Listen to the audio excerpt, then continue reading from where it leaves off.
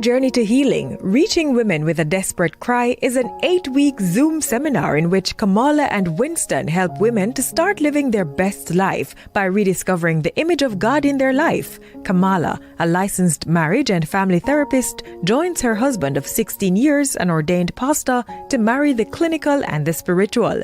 You will begin living your best life filled with love, joy, and peace. Register at kwministries.net for this life-changing seminar.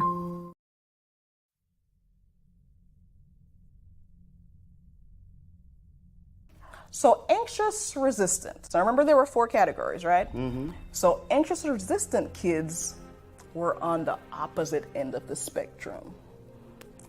They didn't have a lot of self-confidence.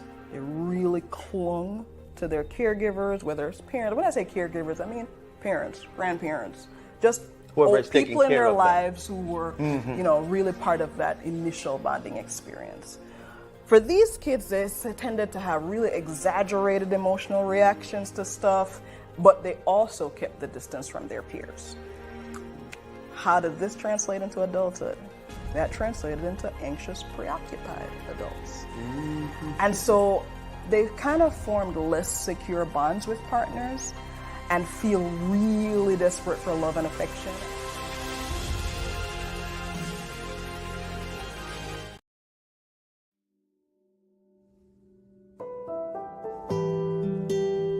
God is patient. God is kind. God is long-suffering. God never fails.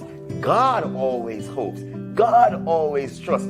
God always perseveres. God doesn't envy. God doesn't boast. God doesn't seek his own, but is always seeking what's best for you. God rejoices in the truth. That's right. God doesn't define love. God demonstrates love.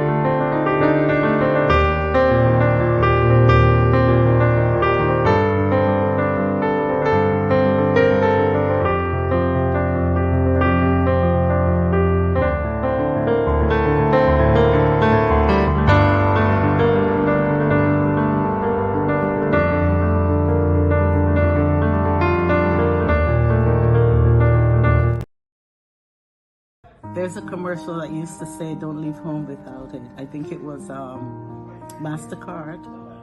And at the end, they would say, you couldn't put a price on it. A price could not be put on what you and your wife did for me this week. And I'm just praying that your ministry will continue to be the blessing to others as it has been to me this week. Just the opening of the eyes, just seeing God's word with a whole different set of lenses, just understanding what is required of us and laying aside the misnomers, the erroneous teachings, the errors, and just accepting who I am in Christ. And no one else could tell me who I am but the Word. Awesome. Yeah. Thank you for hanging out with us all week long. Thank you for being there with us.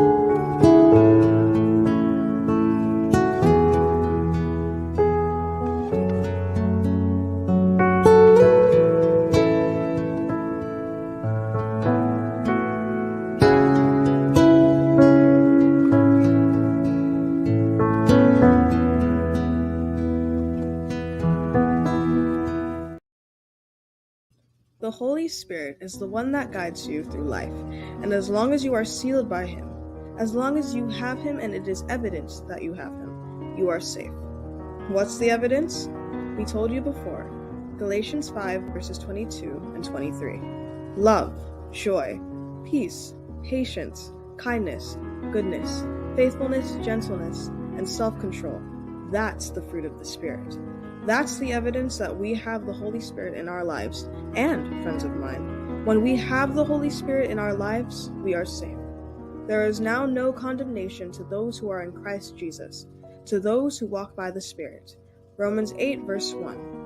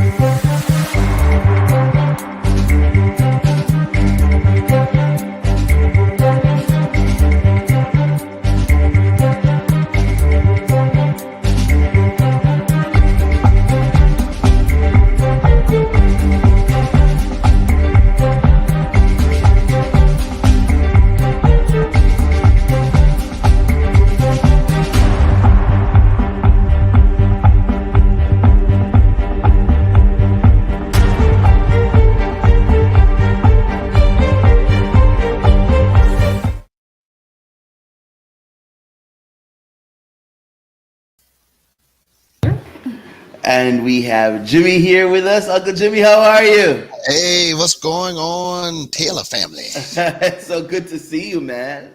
Tailor made. That's what we're gonna call y'all. Y'all are tailor made. Yes, Tailor made. There you go, bro. So today is Monday. And of course, if it's Monday night, that means what? You're live with KW. But here's the thing: we gotta figure out how we're live with KWJ. Work in progress. Right. KWJ. Ooh, I like that. All right. So on Mondays we celebrate. Mondays can be so tough, can be so challenging, and we want to do our part in changing the mindset. Yes. So that Monday is a day of thankfulness and celebration. So Uncle Jimmy, what are you thankful for today? I'm thankful that my wife is back home with me this week. Amen. Ooh, Yeah. I won't say anything about you saying that. What we our backstage discussion about how happy you are. I leave it alone. I just sleep better. Just say my sleep pattern has changed. For the better. I'll just celebrate with you. What are you thankful for? I was thinking about how I would answer this question, and I'm thinking back to a little backstage that we did just now. Part of what we do here is authenticity, right? Yes. And we talked about how tired we were. Yes. However, I'm going to turn that on its head because part of celebrating Mondays is to be able to look for the positive, right? Right. And so I am grateful Give to have worked so hard Yes. to be tired. Yes. Amen. I love Because it. there's a flip side to that, right? I could be so rested because I ain't got nothing else The to job. do. That's right. That's right. Yeah. Well, I'm grateful that I'm back at work. I'm grateful for that. I'm celebrating that Absolutely. and all what that means. Yes, indeed. So like you said, so I'm really grateful to that. We would like to welcome you and thank you so very much for joining us. Could you please tell us what you're thankful for? We have a really great guest tonight, and we're going to have a wonderful discussion. And we want for you to chime in and ask questions and join the discussion. But as we get ready to introduce him and bring him in, we want to just tell us real quick what you're thankful for. While that way we can already know who's on. Sister Martin, how are you? Joining us from Florida.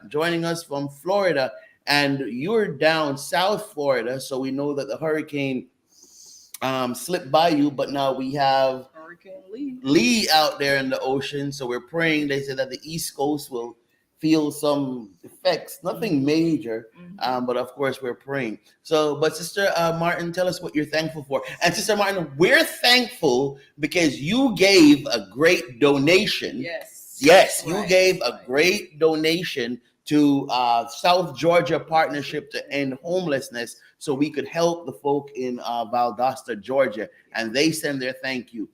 She's thankful for God's blessings on her life. Yes, not just Sister Martin. Who else? Tell us what you're thankful for. And while we're doing that, we want to say we're thankful for all of you who donated. We raised over $550 to send to South Georgia Partnership to End Homelessness. Now, I know that's not a lot of money.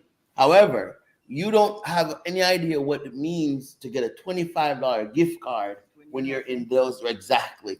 And so we're really grateful to all of you. Hey, Brother Glenn, how are you? What are you thankful for? Tell us what you're thankful for. So again, we want to say welcome to you. If it's Monday night, You're live with KWJ. KWJ, I love it, Annie K. KWJ.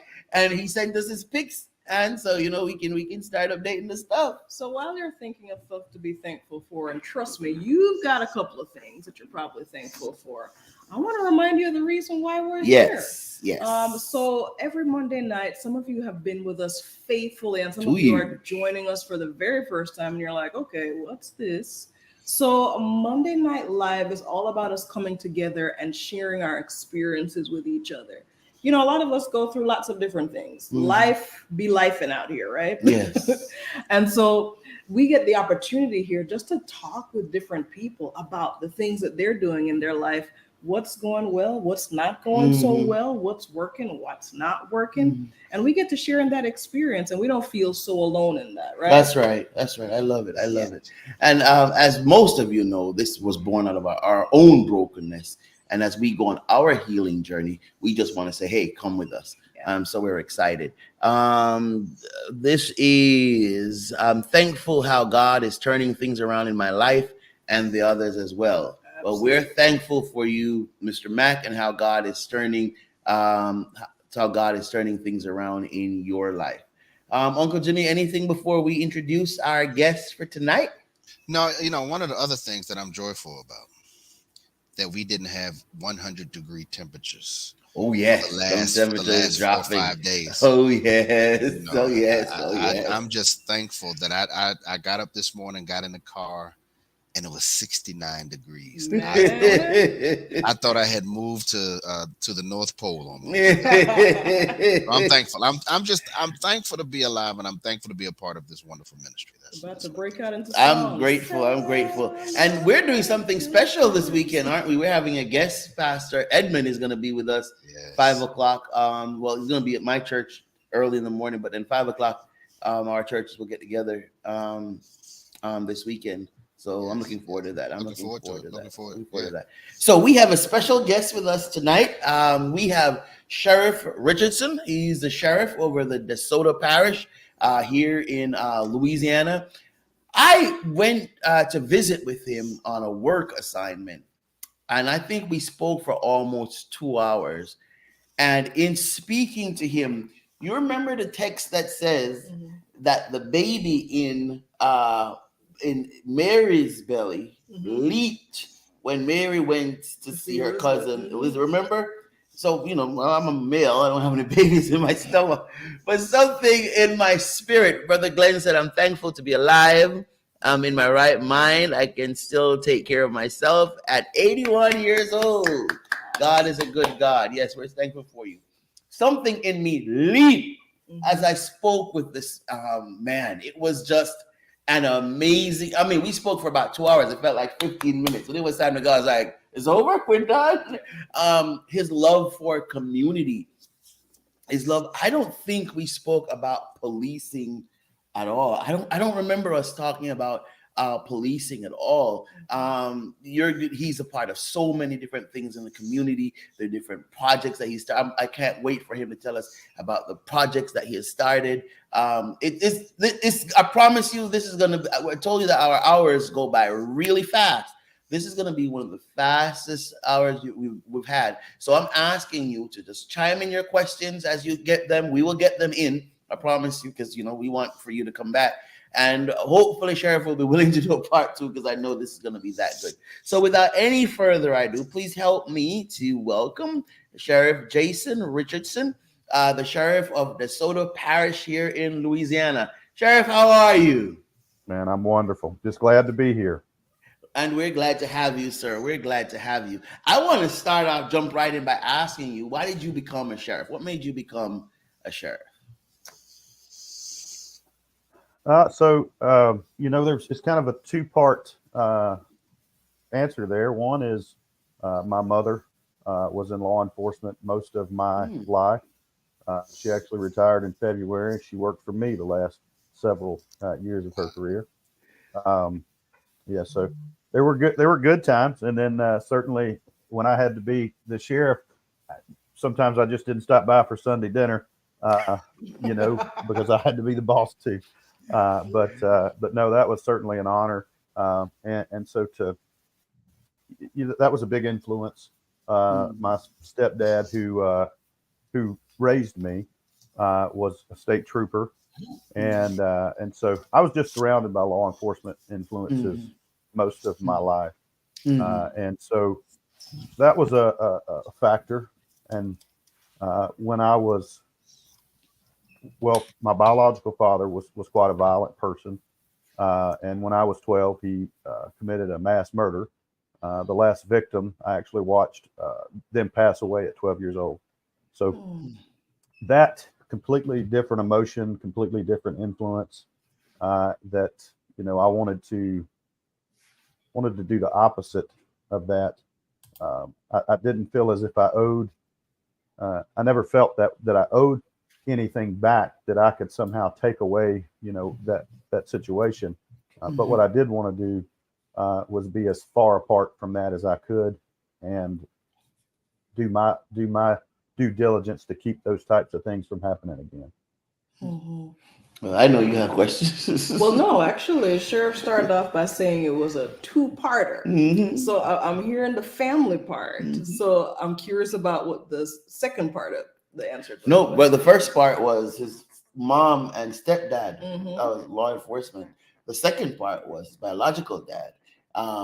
So forth. And okay, so, right. So I mean, that is Right. such I don't even know what word to use to describe what you just talked about. That's why I didn't tell you about it ahead of time. The impact of both of those almost conflicting experiences had to have been so great on you. And so tell me about what it was like to, start off with the experiences that you did, because you don't just get up and become sheriff today. Like it doesn't happen that way. There's a process. No. So tell me a little bit about coming from those childhood experiences and working your way up to that level. How did you get there? I had the opportunity not long after I graduated high school to become a police officer. I spent my first several years as a police officer, actually for the city of Mansfield, where Pastor Winston is currently at. And so I spent my first few years there, and then ultimately moved to the sheriff's office and have been there for 20 years now. But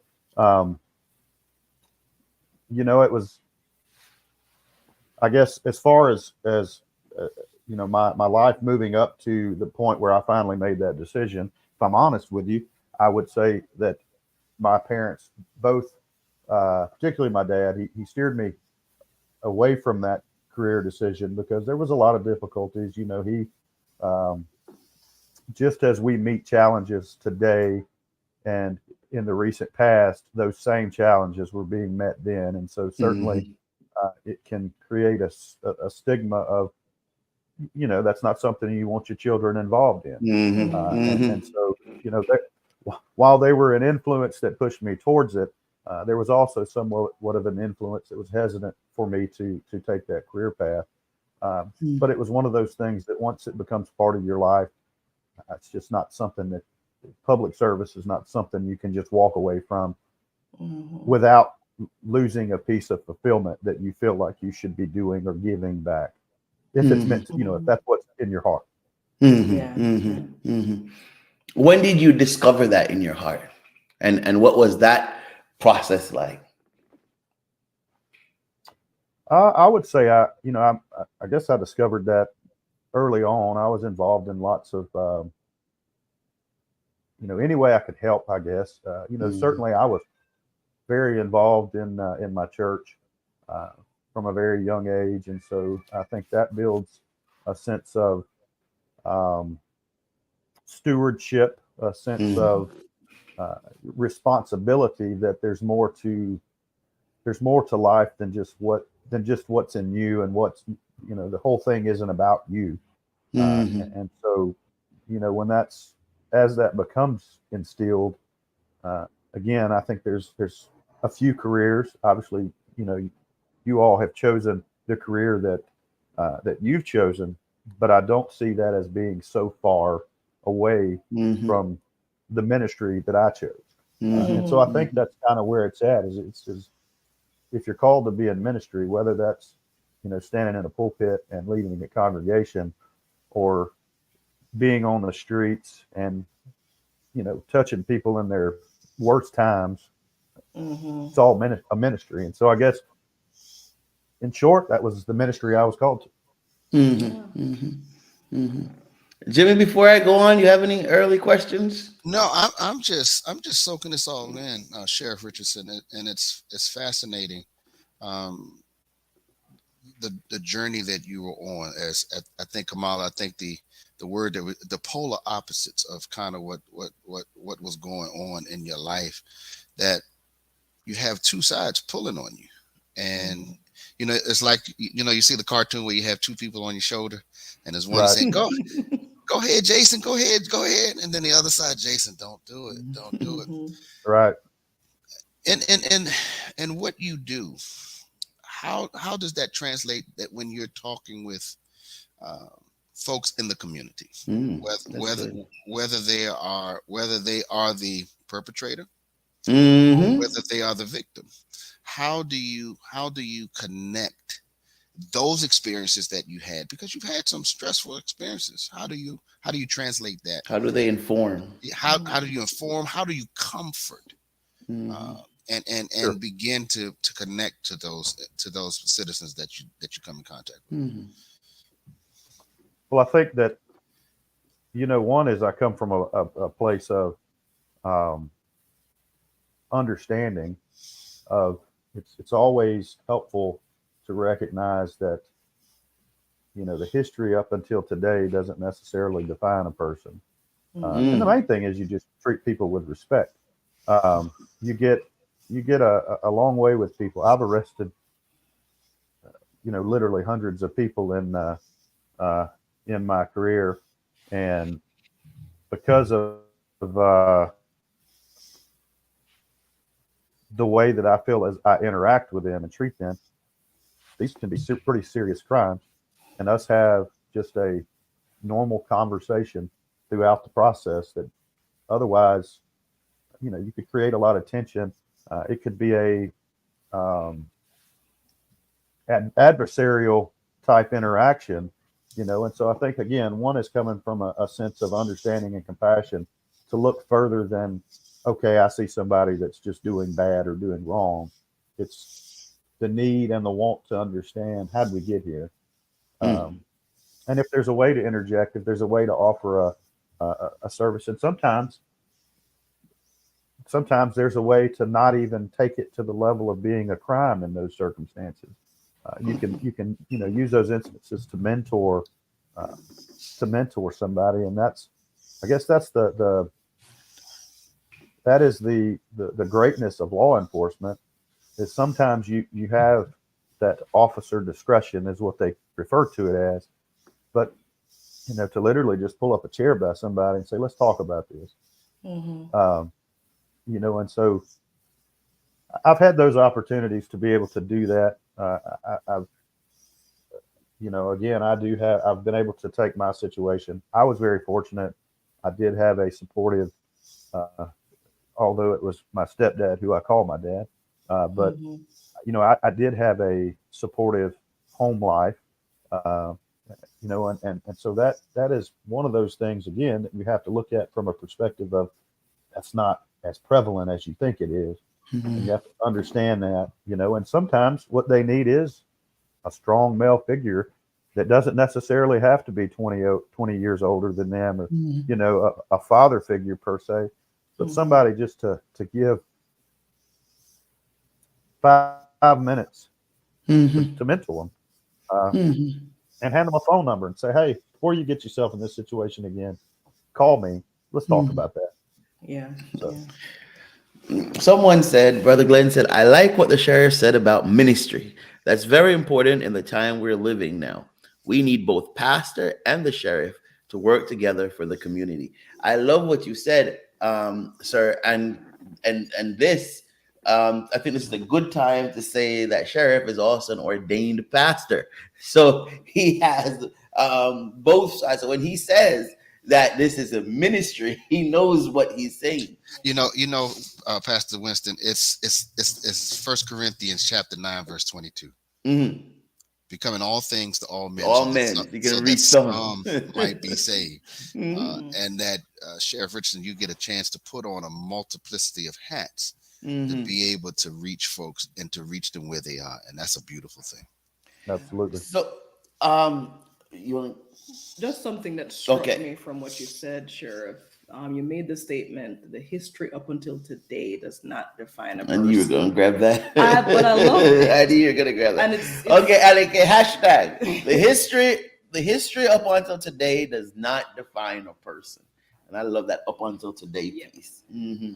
So I hear in that, your own experience kind of speaking itself into that. The history up until the day that things changed for you and life changed for you didn't define you.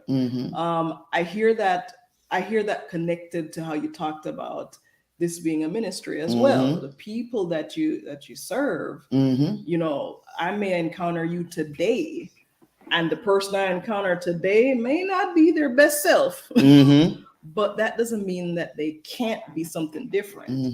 And I love that because it obviously speaks to me from a mental health perspective, because that's the same perspective that we will take when we encounter people. And so I'm just really struck by it. I wanted to highlight it because I really loved how you saying that, because I believe that really speaks to the heart of policing a community, to have that empathetic perspective. Yes, you're enforcing law, but you're also doing it from a sense of, how can I serve the community? Is how I heard it. So let me jump on that to ask, where did that come from? Where did that, because that's not as prevalent, that's not as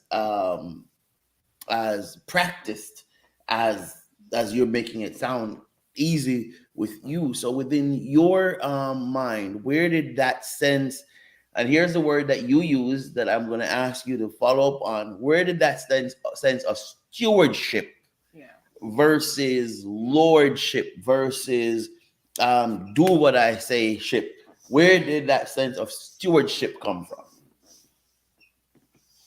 I would reflect back to my upbringing in the church, and then the examples that were set for me by my mother, my grandmother, people like that who were, that's what they did. They served anybody and everybody. It didn't matter status, none of that. It was just and there was never a reason. It was that was your purpose. And so I think, again, I bring a lot of that from my upbringing. But then, I have some specific examples of individuals that I grew up around, I guess you would say, that took a terrible path that was going to send them to prison for most, if not the rest of their life. And, I would go sit with them oftentimes behind the bars in the jail. And just once they were of a clear mind. I mean, certainly it's tough to talk rational to someone who's not able to be rational, but you give them time to get in a mindset of clarity and openness, and you go sit down and you have a conversation with them and you start talking about life, what's all, not only we generally can figure out how we got here, I guess, but is this how you want to continue? And is this there's no way, a lot of these situations, I know that this is not what you want to look forward. And I think sometimes that is the problem, is there is no looking forward. I'm literally living by the moment, and I don't have any future aspirations. I don't have goals that I want to meet. I don't have, I have no expectation. That would be the simplest way of saying it. There is no expectation for tomorrow. And so when there's lack of expectation for tomorrow, then there's no real structure to today. And so, you hold on, Sherry. Hold on. You just drop. You can't just say that stuff and just run, man. Hold on. When they are, and it can't hashtag. Well, I've got a book that you could. No, I'm just kidding. I didn't. I was waiting. When there's a lack of expectation for tomorrow, there is no structure for today. Wow. Hashtag when that's good, Jimmy. That can preach. Oh, well, gotta preach. Okay. Gotta preach. When there's a lack of expectation for tomorrow, there is no structure for today. Yes, sir. That was good. I know NK got that. You'll see it up in a second. Go ahead. But in reality, that's what you see when when tomorrow has no more meaning than today. Then I just live by the minute, and I have no reason to do better because there's nothing good coming my way. And right. So, when you catch them in that sense of clarity, and you start, talking about the fact that, it doesn't have to be this way, be it finding yourself in my hotel is not somewhere that you want to find yourself staying very often, because it's just not where you find productive life. Certainly it is where some find a change. But we call it the Richardson Ritz. I don't know that it's 5 stars. But in reality, having a conversation specifically with someone that I've known their entire life, and they've known me their entire life, and them today, living differently because of that, that's just an example. I don't know how many of those, specifically there are, but that's another reason that it's important for me, and even with those that work for me, to express that is, you never know what few words you may say that could be the difference in there's a reason for me to be here tomorrow.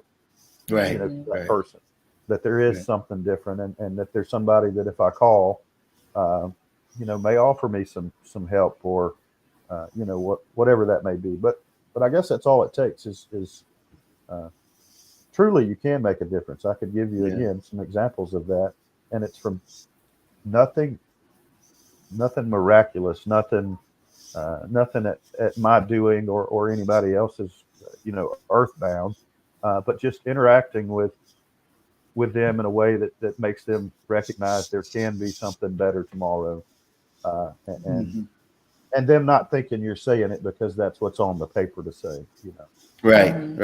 Let me ask you this question real quick, and then just real quick. I have to ask you this because you said that. So there is this reel or story I see on Facebook all the time, where this judge is sentencing this man, and in her sentencing, she recognizes him, and she says, "Hey, what's your name? Did you go to X middle school?" And he goes, and then all of a sudden he realizes who it is, and he just breaks down like, "Oh," and she was like, "You were so kind."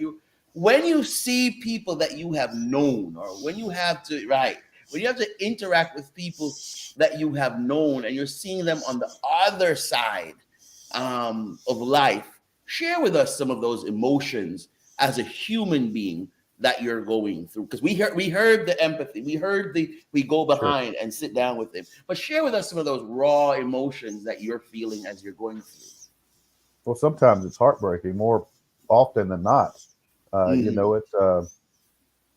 It's just, you see those situations, and particularly because if you've known them most of their life, before they got that way, before whatever's going on, and oftentimes it is it's drug related. I mean, it's more often than not that's the devil we're dealing with. But it's knowing that person, and then knowing that this person isn't that person. Now, that person is there, but knowing that this person is not that same person that I knew, that can be the heartbreaking part. Is whether that can ever be the same again. Whether you ever get to see that person again, because very few people that I know ever start down that road with the intention of ending up in those places. But oftentimes that's what happens. So the emotion is again, I guess more often than not, it's not a positive emotion. It's a negative, heavy, burdensome emotion, because just as a pastor, you want to fix everything, and as a dad, and as a man, you feel like it's your role and responsibility to fix everything. And oftentimes, and not even just in that situation we're talking about, but in bad situations in our community where tragedy has happened or things like that, that's the nature that you have, is you want to fix those things. And so it's the same emotion, there is, it's a heavy burden, but it's those specks of light, those small changes, those positive outcomes and sometimes that positive outcome isn't for the person that's in jail. Sometimes that positive outcome is for the person that's been victimized, for, maybe a wife or a child that's been abused. Sometimes that's the positive outcome. And so, it's those times that you see, which certainly don't outweigh the negative, as far as the how much of that you see. And it will be probably one of the biggest crosses that you can bear, particularly in my line of work. But you got to pay attention to the embers, I guess you see out in the burned fields. You got to see those. You have to recognize those and reach for them, I guess. And all the embers being those that want to change, or those good things that take place. You have to focus on that and not everything else that's around it. And so that's what keeps you moving forward. That's what keeps you, taking the time to not give up on the next one just because you're so defeated by the last two or three. So that's I guess that's kind of the emotional side of it. But definitely there's some positive. Yeah. We had a comment that popped in while you were speaking, Sheriff. Stacy said a servant heart is what is needed. And, I'm struck by what you said about it's those embers, because I think to myself, like, one of the things that has come up for me is, somebody will see you and they'll say, you said so and so and so, and you walk away and they'll say that's the thing that changed my life. And you'll walk away going, wow, that was the thing? Really? And so when I hear you speak about embers, I'm curious, is there a particular ember that comes to mind tonight? Something that you've experienced that you walked away and it was like, yeah, a real change was made there for you? Yeah, I mean, if you follow my social media at all, there's a particular individual that comments all the time about, my influence on his life. And I guess he would be one of those embers. He was headed down if he would have continued much longer, he would be in prison, for many, many, many years. He was just headed that way. And again, it was drug related, but it had such a grip on him that he couldn't see his way up. And so he was one of those particularly that I went and talked with. And, once he got out, and he's been straight ever since, not even, as far as I know, not even remotely close, but you look at his life and tell that his life has changed because he has a stable home. He's a dad to his kids, doing all of those types of things that he should do. And he's also changed the people he's with, which is important. Mhm. And moved himself to be around people that are positive influences. But what he always goes back to, and this is one of a few that tell me this, but is that Mhm. the fact that I went back and took time to talk to him, although Mhm. he felt like he was,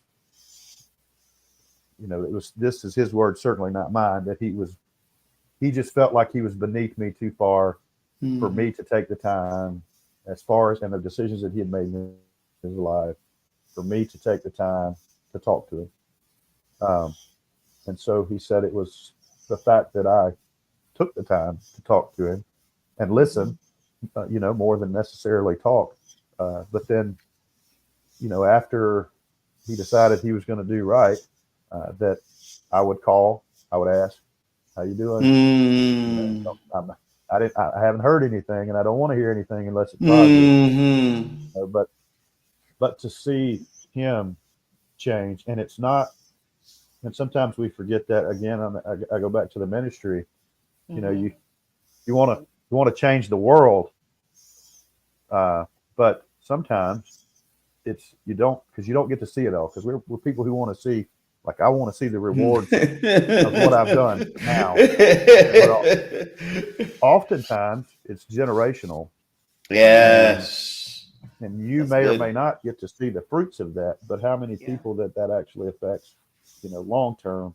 Mm-hmm. That's, I guess that's the situation with this particular gentleman. Is I actually have gotten to see the fruits of not only Mhm. his success, but you see the trajectory of his kids' lives going completely different Yes. than what Mm-hmm. they would have gone. So Yes. that's the ember for me. I love that. I love it. I love it.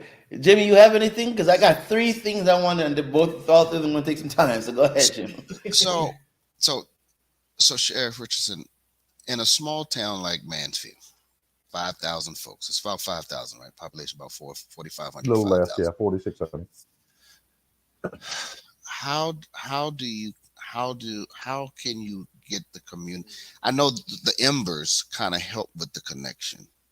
So if you could talk to me as a pastor, and I know you're a fellow pastor, but now take off your pastor hat for a minute, but put on your law enforcement hat, the community service portion. How can I communicate to my members that, many times in situations, and I come from Washington D.C., where it seemed like it was crime all the time.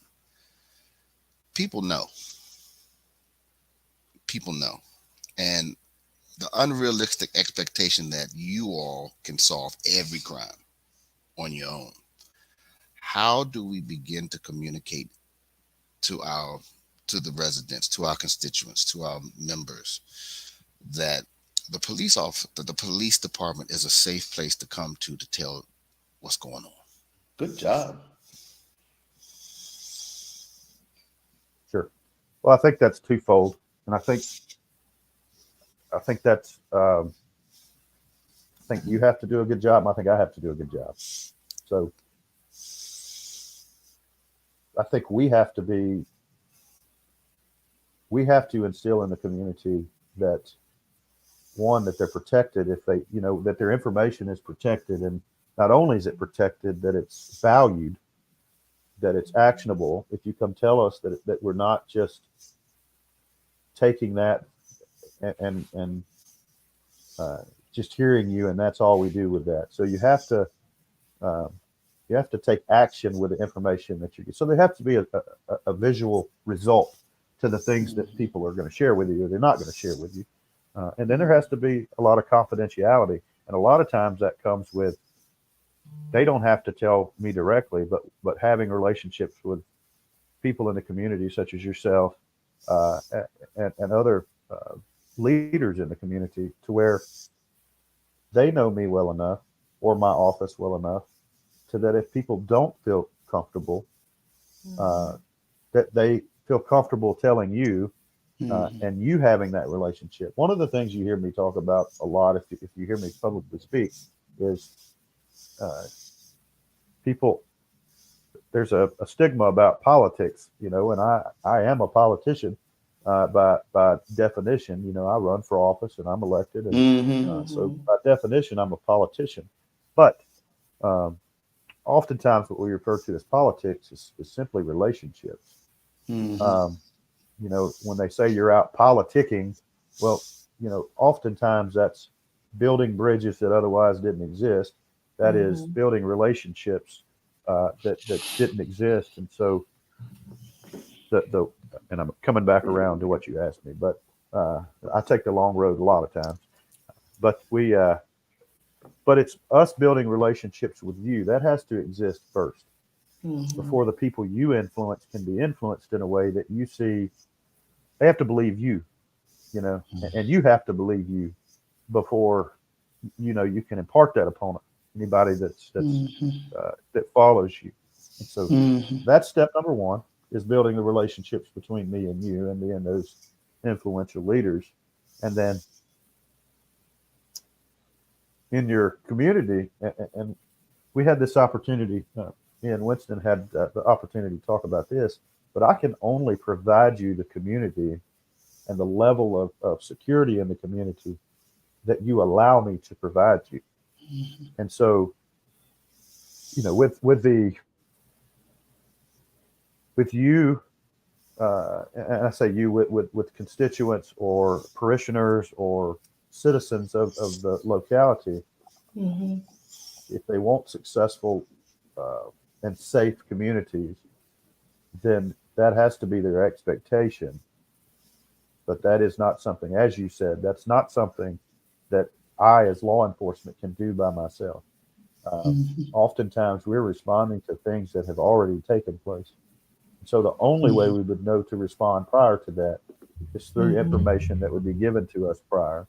And so, you know, I think it is to express to the people in the congregations that, you know, that you have to demand the type of environment that you want your community to be. And that is not a me thing, a you thing, a them thing. That is a us thing. So we each play our own part.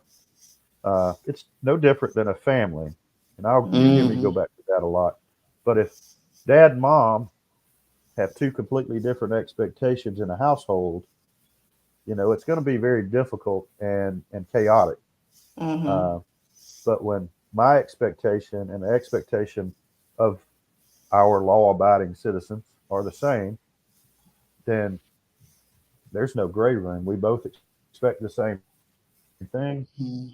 When it happens in your community, you let me know. We come, we take care of the problem, and we show that we demand this particular level of security in our community. But that can happen without every part being involved. Yeah. That's good. Couple of comments. Yes, go ahead. We had a couple of comments that came in. Humility. Sometimes the circle we influence is so far and wide. Keep serving and leading, Sheriff. And hands clapping there. A rebuilding of trust with the community and law enforcement is needed.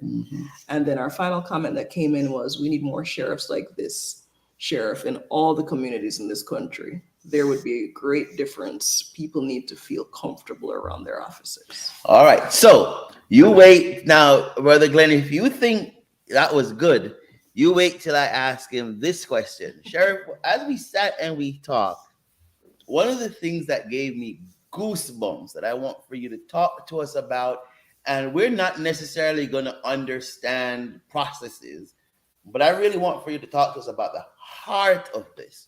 You created a program, and Jimmy, I want for you to hear this, Jimmy. I want for you to hear this, Jimmy. Jimmy, I want for you to hear this. It's the gift. You can pay me afterwards, Jimmy. You created a program where you can identify people, your officers can identify people with various challenges, whether it's hearing challenges, seeing challenges, mental challenges, so that, and this is what the sheriff said to me, so that we can decrease the incident of you did not obey command.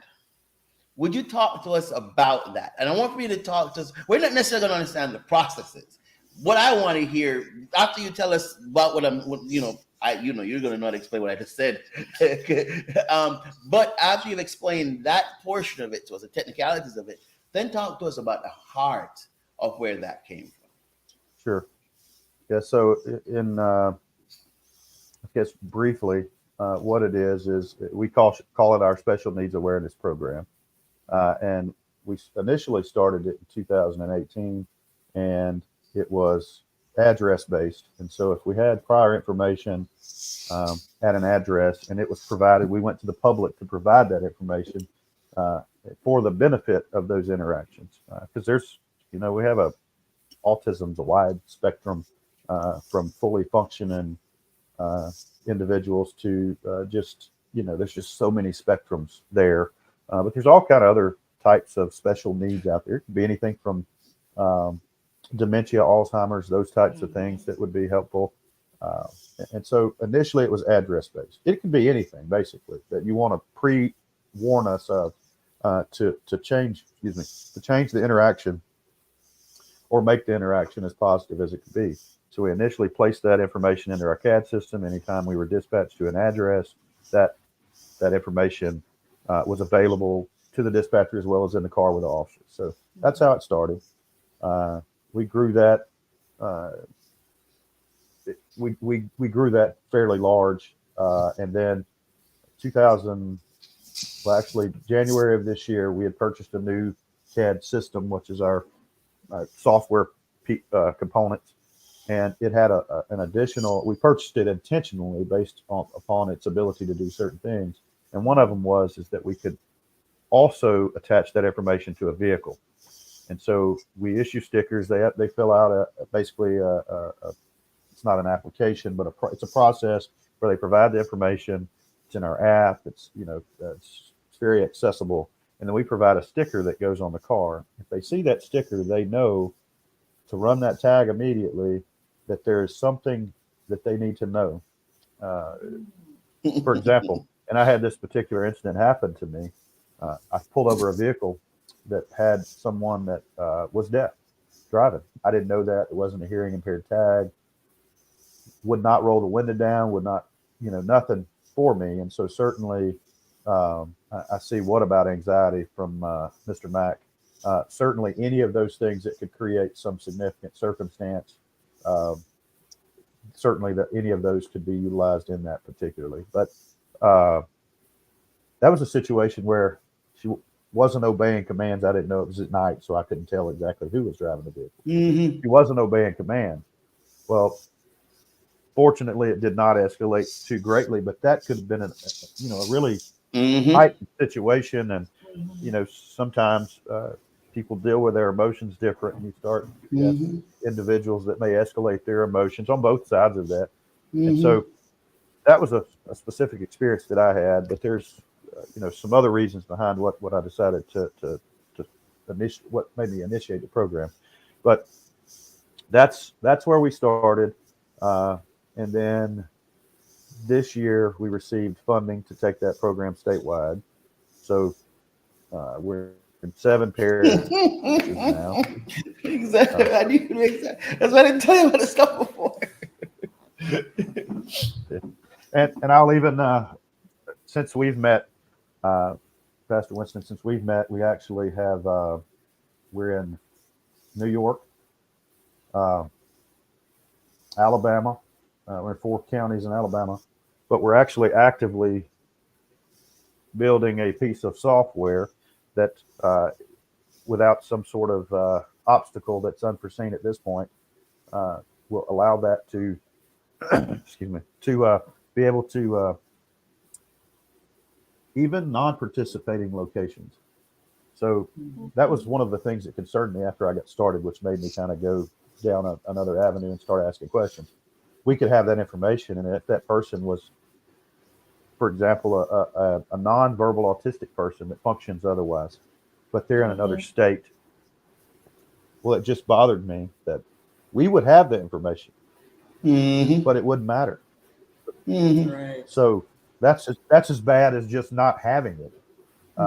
And so that was the reason that we're actually developing a piece of software that will allow, if we collect that information, it doesn't matter where in this country they are, when they run the license plate, that information is coming. So that's the latest trajectory that we're on. So we could possibly be national. Yeah. That'd be great. That is amazing. So, It is. So bringing I'm back up the thinking, question that you asked, yeah. where did the heart of this come from?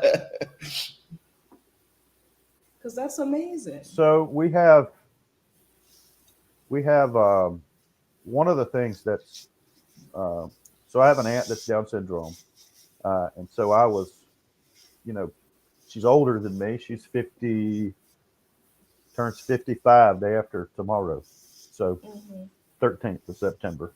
But so I was raised with her. I had, and she is certainly highly functioning.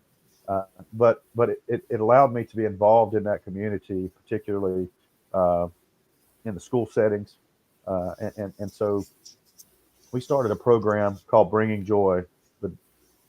I guess it was my first day that I got when I got elected, and so we started that program. Her name is Joy, so we named it after her, and we do we bring the entire parish, the special needs community within the parish. We bring that in together, generally at least 4 times a year, to have different events. And generally, man, they just love music.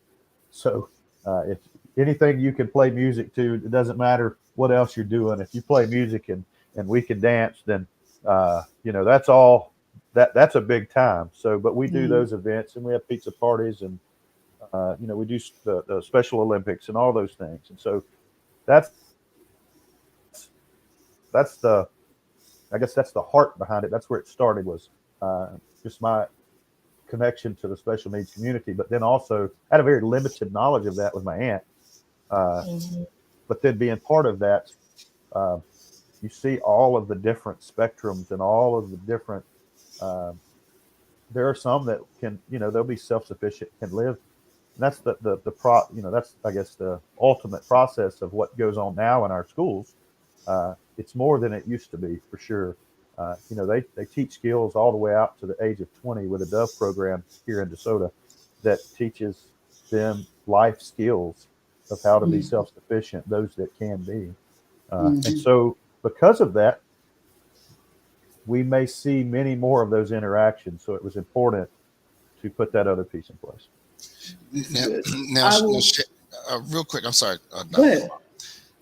Do you do professional development with your officers to help with that aspect of training, to be able to recognize those things and to be able to address them when they are met with them? We do. Because let me add to Jimmy's question.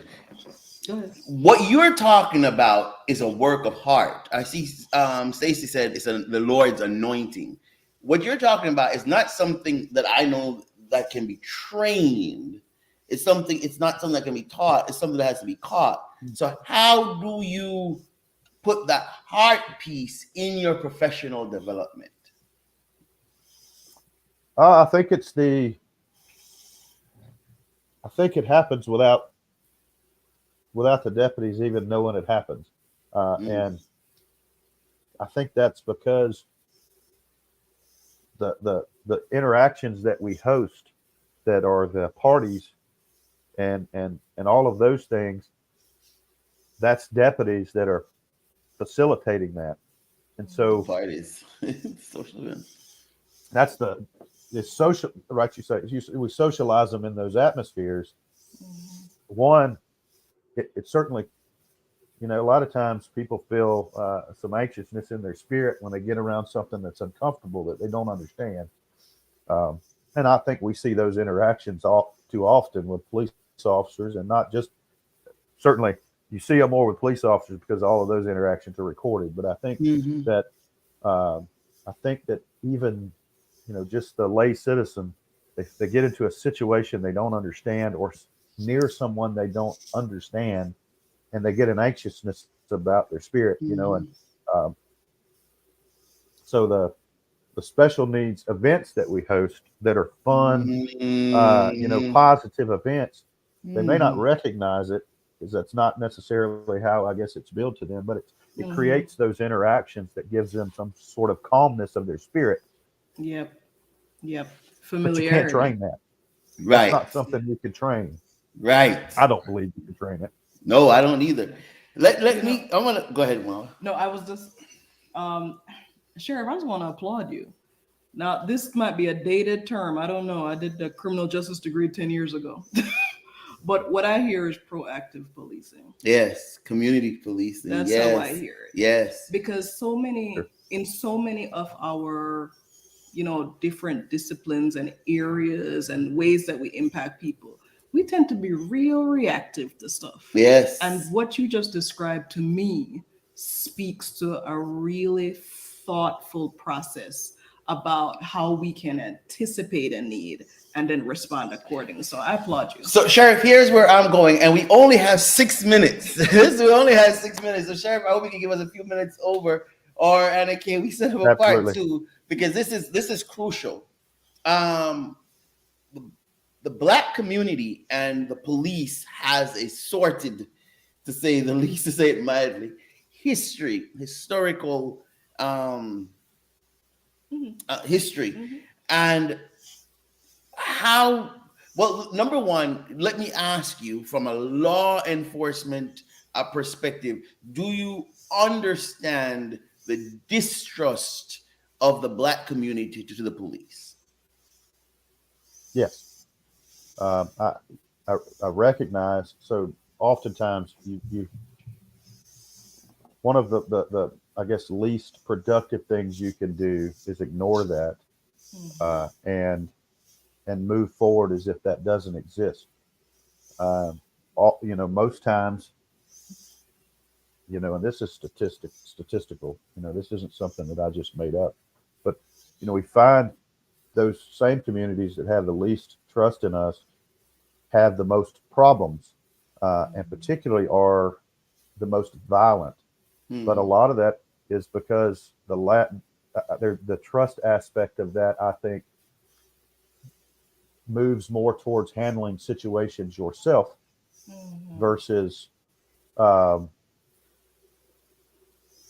allowing it to be handled through normal channels that others may feel comfortable handling. And so, one, you have to recognize that it's a real situation, and to ignore it is doing a disservice not only to being proactive, but it's not serving the community that you're trusted to serve. And so recognizing it is I would say you can't fix any problem you don't recognize. And so that's one thing. And I don't certainly pretend to know or have all the answers or think that I can somehow fix something that has taken decades and decades and to create. But I recognize that. But that's not the problem, but I guess the most beneficial thing that I have found is you can't wait to be part of that community until something bad happens, and that is the only time they see you. You can't build trust in those times. And many times there's emotions and all of those things, that are related to situations that may be happening. And so if you wait till then to try to have a rapport, it's just probably not going to happen. And so the key to that is building that rapport every day. Fortunately, in our community here, I don't have to work a homicide each day. I don't have to work a violent crime each day. So every day that I don't have to do that is a day that I can spend doing those things that are positive in the community, building those relationships. Just as you stopped to talk to me and we spent 2 hours talking, I don't often have that kind of time, but it's when you recognize that you do, to utilize every minute that you have in a way that's productive.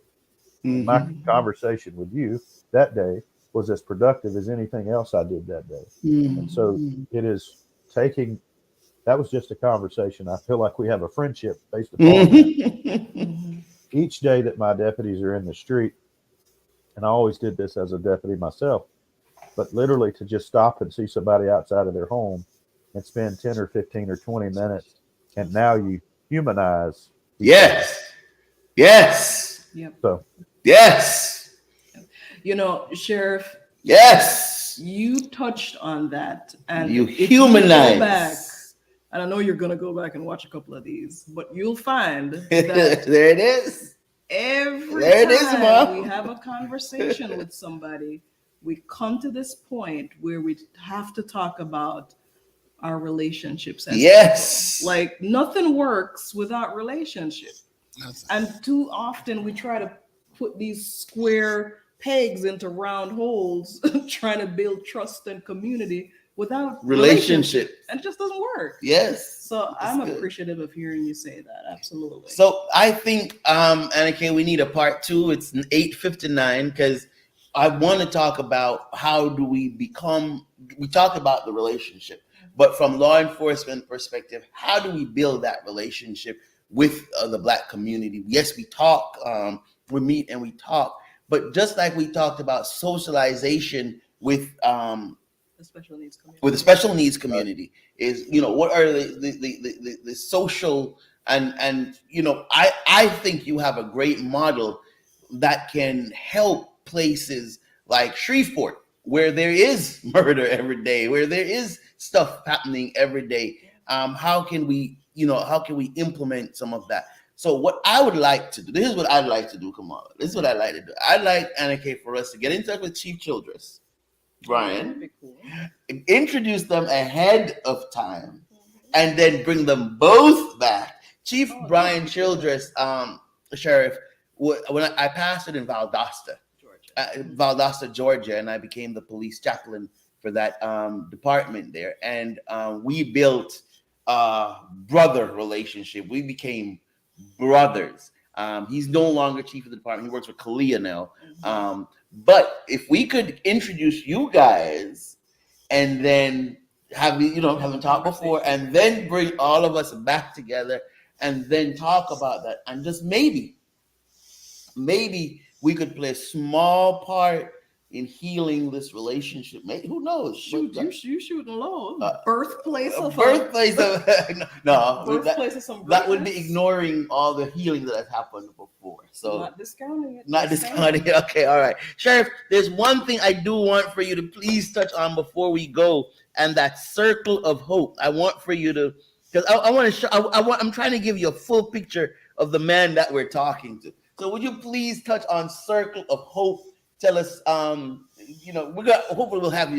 you'll agree to come back and we can talk more about it. But could you please? So I think we talked about a lot today. So Circle of Hope was a premonition of the Bringing Joy program. So that was special needs related. What I think you're talking about is faith and fostering. Yes, which is, yes. 2020, COVID obviously was, had us on our heels, and just lots of things going on that we had not dealt with before, but also the blessing in COVID for quite a few people, I think, was maybe a time to refocus energy to really think out some things that otherwise they had not had time.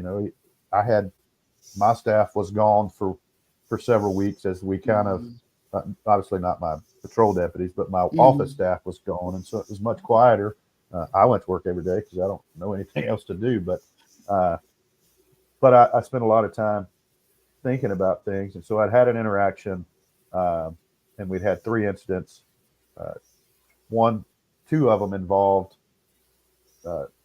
females that had been victims of sexual molestation as juveniles, but had either been placed in foster care and aged out of foster care really quickly, or because the suspect was, or the perpetrator per se, was a family member. Sometimes it's not the perpetrator that's put out of the family because that's grandpa or that's whatever, and so The provider. the child sometimes becomes displaced. And so, and then I had a young man that basically was just on his own, living between the dumpsters, behind North Dakota High School, and we happened to find him, and that was a place he felt comfortable. So he had been staying there for a few nights. And so the problem I had was the only thing that we had to do with those was take them to our to the mission in Shreveport. They were all adults at that point. And so, and while that's a great option to have, it should not be the only option that we have, because you're taking individuals who are so impressionable and you're putting them in a place where there are people who, aren't living a straight and narrow life, and they're impressioning and influencing these individuals. They're still suffering from drug issues and all of those things. And so it bothered me and was weighty what the success of, because you just send them off and then you don't see them again and you don't know what the outcomes are, but you can, visualize that they're not positive outcomes like this. So it's some conversation with some other people who work in the same genre of that.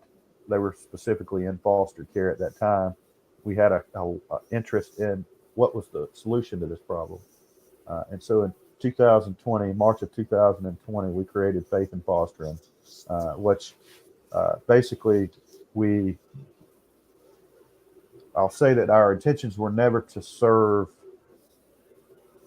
Well, we didn't start with the intentions of serving the masses, as opposed to giving a little service to a lot of people, which you can find a lot of them that give a little service to a lot of people. We were more concerned with giving a lot of service to a few people, complete surrounding of every aspect of their life. And so that was, we had the goal with a vision, but we did not necessarily have the things that it needed to take us to the next level. So ended up with a grant of $250,000 that I had to return because the vision that we saw was not the vision that apparently we needed to see.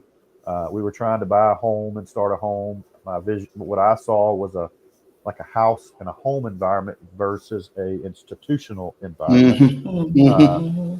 And so it just wasn't panning out. So we turned that money back in and it was repurposed for another purpose. And then in October of 2020, we had I was literally opening our substation in Stonewall and had a man walk to me and say, I have a house that my stepdaughter passed away. She young, was 40s and passed away. Not something that that they expected at that, when she was living. But she had a log house and on a very nice piece of property with a beautiful pond behind it. And he said, I don't want to sell it. I want to do something positive with it. And as he's telling me this, we were having our open house, and Faith in Fostering is setting their tent up directly behind his shoulder. So I said, don't move. And so I went and got who turned out to be our director. We hired her as our full-time director. She was the head of CASA, which a lot of you probably are familiar with CASA. She was the director of CASA. So it was a big jump for her to leave that very well-sustained program to come to us, but it was her vision as well. And so since then, that's been 3 years. We have 3 apartments in Shreveport, 3 in Bossier. We now own 3 houses. We actually have some property in Shreveport with a house on it that was donated. That's actually a large piece of property. We got it as close to DeSoto Parish as we could get it. I really wanted it here, but but we're developing a kind of a small neighborhood where we will now put these individuals, and they have to have a life plan. They have to meet with their mentors. It's Christian based. They have to follow this life plan, but the biggest thing they have to do is they have to ask to be part of it. We make ourselves known, but they have to go through the application process. We teach them to drive. Many of them have no skills when it comes to just basic hygiene. You teach them all of that through mentors. They have to work either full-time, school full-time, or a combination of both. And we teach them how to be successful adults, and we stay with them. It's generally 24 is what we've said our age out time is. We've never aged anybody out at this point. but we've gotten children back that have been lost by 17-year-old girls that had children that were in foster care, and the state took them. We've been able to get several of those back and their moms. Just it's really come a long way in such a short amount of time. And there's a lot of God moments, that you see of where you visualize things going such a different way, and then it's almost like you take that slap that refocuses your attention and says, no, this is the way, and then it's just there. It's just there to happen, and so that is the ministry that we started, and it is a thriving. I wish we could, as fast as it's moved, it seems like we could do it twice as fast. But I guess, again, the Lord, he plants our feet in the steps we need to take. And so if he wants them to be faster, then he'll make them faster. But that's been a huge success of ours, and one I've been excited to see grow, and one that I think we're just seeing the tip of the iceberg. I will tell you something, though, that I think is important. I think each of you will see that. But we had a situation where we had a grant that we were getting yearly since we started, and there came a time where we were asked to. Again, we're a Christian-based organization, and so we were asked basically to rewrite our bylaws to change our moral standing so that we would be acceptable for this particular grant. And so we were at a point of we needed that grant to function, but we all, I'm the vice president of the board, but a few of us had a conversation, and I said, if we compromise, we might as well compromise on anything, because we need the money, but the whole program is built upon the premise that we require a life plan out of our people, and then to follow that life plan. If we step out of our own life plan, then we're nothing. And so we turned it down. Well, we just told them that we weren't going to be, going after the grant anymore. And within 6 months, we probably received 3 times the amount.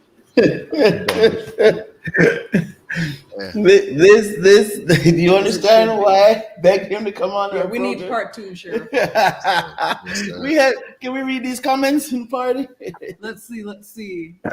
Leading by example. Leading by example, it can be taught. We hit the nail on the head. We're very reactive people, but we can absolutely train. If not, we're saying it cannot grow. With God, all things are possible. May God bless you and protect you each day, Sheriff.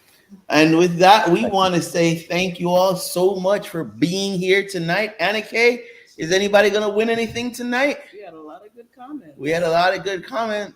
Sheriff, thank you so much for your time. We'll come back and say thank you, Sheriff. Don't leave us just yet. I need some information from Sheriff on that last thing. I know you what. I didn't tell you anything purposely. Sheriff and I've got to have a conversation. Well, thank you all so much for letting us be here today and for having me on. It's been a pleasure and an honor. All right, Mr. Mack, we want to say thank you so very much for participating in our program tonight. You just won a $25 gift card. Oh, you didn't boost the store tonight.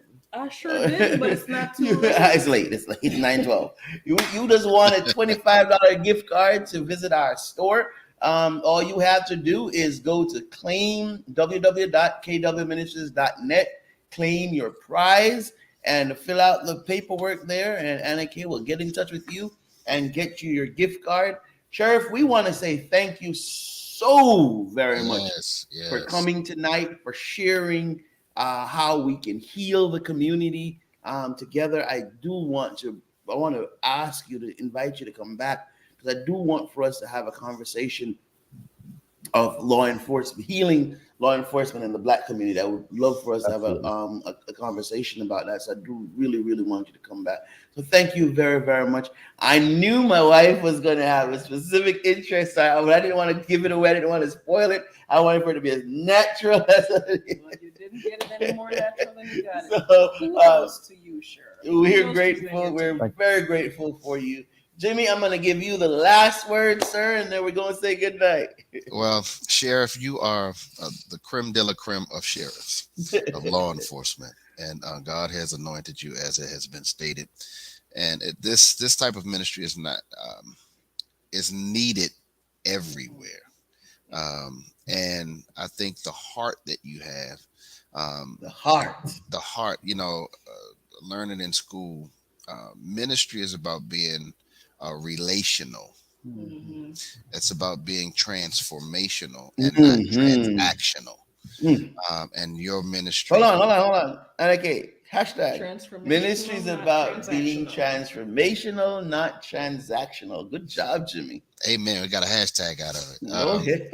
But that is what you're doing. And I believe that is the groundwork. And I think, like you said, you're laying the groundwork for future growth. And you're turning the soil to put good seed in. So I just thank you for your ministry, and thank you. And I'll be getting your information from Pastor Winston too. Listen, if it's Monday night, you're live with KW. Peace.